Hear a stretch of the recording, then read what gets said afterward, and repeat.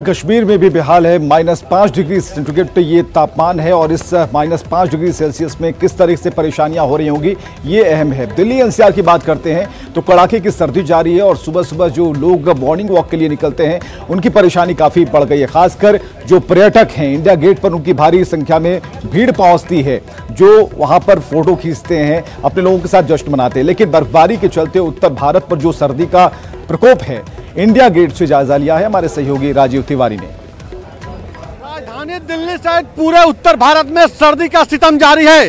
इस समय मैं इंडिया गेट पे हूं और आप देख सकते हैं कि कड़ाके की ठंड होने के बावजूद यहां पर्यटक पहुंचे हुए हैं। सुबह का समय है और पूरी तरह से शीतलहर का प्रकोप यहां भी देखने को मिल रहा है। चारों तरफ कोहरा दिखाई दे रहा है, दूर दूर तक आप देख सकते हैं कि विजिबिलिटी नहीं दिखाई दे रही है। मैं आपको दिखाना चाहूंगा कि इंडिया गेट पर सुबह का समय है, उसके बावजूद पर्यटक पहुंचे हैं, ठंड का लुत्फ ले रहे हैं। अगर दिल्ली की बात की जाए तो दिल्ली में ठंड ने पिछले 118 साल का रिकॉर्ड को तोड़ दिया है। आज शनिवार का दिन है, आज सुबह जो तापमान है 2.4 डिग्री सेल्सियस रिकॉर्ड किया गया है। कहा जा सकता है कि आने वाले समय में अभी और ठंड का प्रकोप रहेगा, क्योंकि मौसम विभाग का कहना है कि आने वाले समय में अभी इसी तरह के हालात रहेंगे, क्योंकि जो पहाड़ी राज्य हैं, कश्मीर की बात कीजिए, उत्तरांचल की बात कीजिए, हिमाचल की बात कीजिए, यहाँ पे जमकर बर्फबारी हो रही है, जिसके वजह से मैदानी इलाकों में शीतलहर का प्रकोप जारी है। और देखा जाए तो लगातार मौसम विभाग की तरफ से और दिल्ली सरकार की तरफ से भी यह बताया जा रहा है कि ठंड से अपना बचाव कीजिए। इसको लेकर तमाम तरह की विज्ञापन भी दी जा रही है।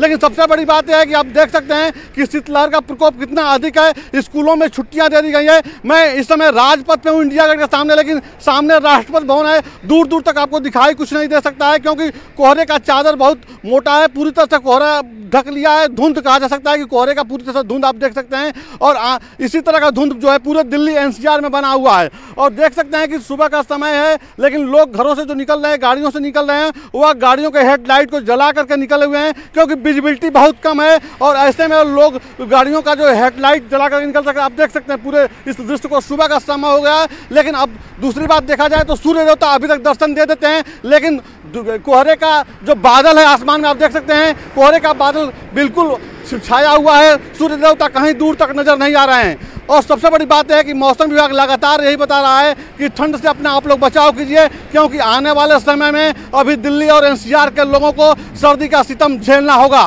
कैमरा पर्सन जगदीश सुप्रेती के साथ राजीव तिवारी, न्यूज़ 18 दिल्ली। और चलिए, बाबा विश्वनाथ की नगरी वाराणसी में भी कड़ाके की ठंड पड़ रही है। ठंड की वजह से लोग दिन चढ़ने तक घरों में ही दुबके रहे या फिर अलाव सेकते नजर आए। वाराणसी से ठंड का जायजा लिया है हमारे सहयोगी रवि पांडे ने। शीतलहर और कोहरे के जद में है। आप देख सकते हैं कि स्थिति क्या बनी हुई है। यहाँ पे लगातार कोहरे की चादर से पूरे बनारस को घिरा हुआ है और शीतलहर जो है वो लगातार जारी है। स्थिति ये है कि जो डिग्री है, तापमान की जो स्थिति है वो 6 डिग्री तक पहुँच चुकी है। राहत के लिए सड़क किनारे के जो लोग हैं वो लकड़ियाँ जला करके गर्मी लेने की कोशिश कर रहे हैं, ताकि जो ठंड का जो प्रकोप है वो कम हो। इनके साथ आप देख सकते हैं कि तस्वीरें जो है वो साफ सामने दिख रही हैं कि ठंड का जो असर है वो कितना ज़्यादा है। सड़क पर चलने वाले लोग भी यहाँ रुक करके आग सेक रहे हैं, ताकि जो ठंड का जो असर है वो कम हो। लेकिन सबसे बड़ी बात यह है कि बनारस का जो नगर निगम है वो काफ़ी इस वक्त सोता हुआ दिख रहा है, जबकि बनारस में इस वक्त सीएम योगी है। हम भाई साहब हमारे साथ है, क्या स्थिति है ठंडी की?